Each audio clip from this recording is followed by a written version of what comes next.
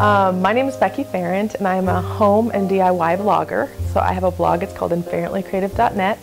And what I do is basically showcase home decor projects, craft projects, and basically anything creative. And so my goal is really to put my stuff out there to empower women to try and do it themselves.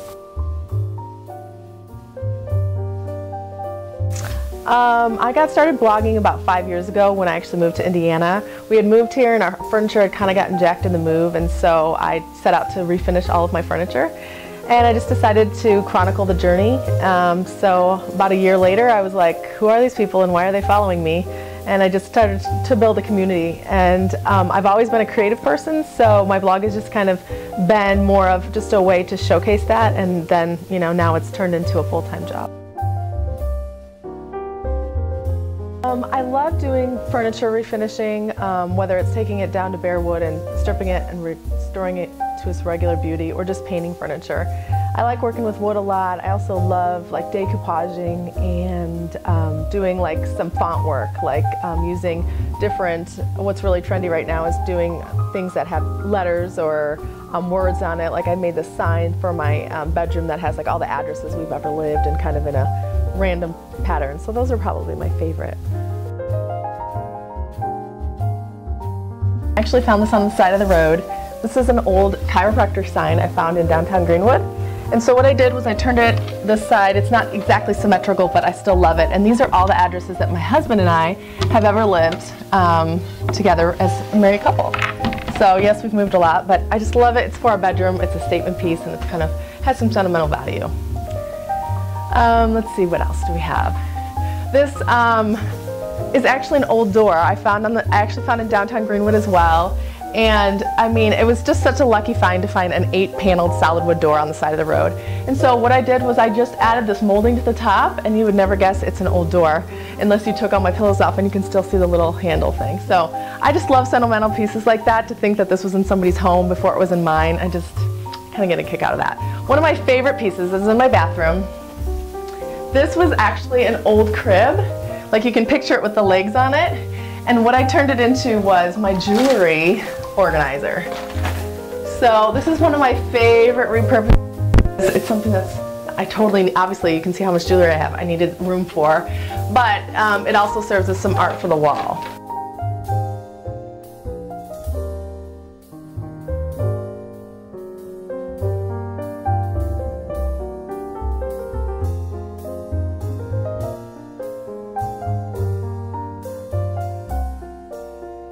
Okay, so this was actually left in one of our rentals, and it had kind of parquet. It looked kind of 80s, and what I did was I just added some beadboard wallpaper, painted it, and then the glass was broken, so I added some fabric, and now it holds all of our games for my kids. And then my neighbor was throwing away some old fence. It had fallen down, and I just made these frames for my kids' photos. Super easy project. I love the weathered wood look, and I saved it from the landfill. This kind of really made a big splash in Blogland a couple years ago, but what I did was I framed out my boards, and then I hang my pieces on the back. So then it serves as art, but then our family takes them down and plays them as board games, because once you take this off, this just kind of serves as just kind of a holder for the boards. So you just got to be careful with young kids that you don't like let them push on the boards. But it's a great way to add. I mean, some of those boards are so bright and colorful, and it's a perfect way to add a splash of color to like a game room. Style show I go on once a month, and the TV show host, Tracy Forner, kind of loves to challenge me with different things, and these are actually crutches. So he found a pair of old wood crutches, and he kind of was teasing me, you can't do anything with it kind of thing. And so I flipped them upside down, and I added this rope, and it kind of looks like a little nautical floor lamp. What I love about it is that I still left the holes in it, so if you look at it, you can tell that it was crutches, but it's just a total cool repurpose for it, and I think it's kind of fun. This used to be, this was given to me by my grandparents. They had had it for like 50-some years. They were about to throw it away. They know I love trash, so they gave it to me. And what I did was I didn't actually need an end table, so I cut it in half and then stacked them on top of each other, and then just created kind of this little vignette for the guest bedroom, something that really neat in this corner. And then I just made this sign. This is what I was talking about, how I love to do font work and font art. The ornament of a house is the guests who frequent, and I just kind of love that quote, and so I added it to the wall because this is our guest room. And then I did this whole board and batten treatment on the wall to kind of give it a statement. And then I also, this just shows how crazy I am about creating. What I did was, this is actually cream fabric that I painted. I painted this fabric, and then I upholstered, I cut out the shape of the board, and then I upholstered this. So I love the whole stencil puffy headboard against the board and batten. I think it looks really nice. So. And that is made out of an old shirt from Goodwill. A lot of times when you're looking for color for your home, it's really hard to find fabric that matches exactly what is in my head. And so for these, I was able to dye these pillows to match the gray that I wanted. And then I was able to find an old lady granny shirt at Goodwill in the color that I was looking for, the coral that I was looking for, to create you know, that pop of color on my bed.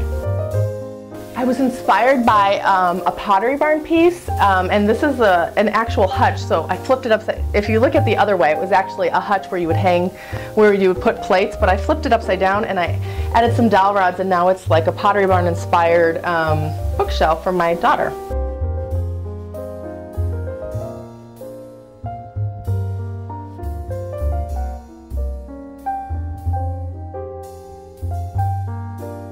So last but not least, this is probably my favorite. I ended up going at midnight with my husband, picking up this old vintage TV off the side of the road. And what I did was I cut it in half and I gutted it, and then I added some shelves and painted it, and now made it a foyer table for my entryway. The crafting community is actually, it's pretty big, but it's also very small. We're a very tight-knit group of people, and we all try and look out for each other and try and build a community. So I would say the internet has just given us a broader audience to be able to connect with people worldwide who want to craft, or who want to be creative, who want to try and do it themselves.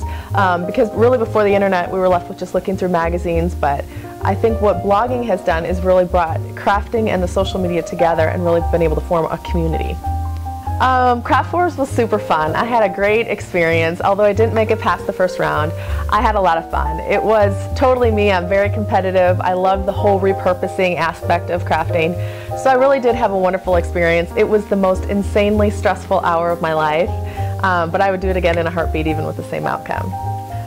For people who just want to start crafting just for personal use, just try it. I mean, I think a lot of people just are afraid it's not going to turn out, and it might not turn out the first time, but a lot of it is just about the creative process. And I think living a creative lifestyle just allows you, obviously it gives you more, allows you to do more things around your house, so it does save you money, but it also just is very empowering when you can say, hey, I made that. So I would just say, get out there and try it. You know, that's the worst thing that can happen is you don't like it and you decide it's not for you, and you can try something else.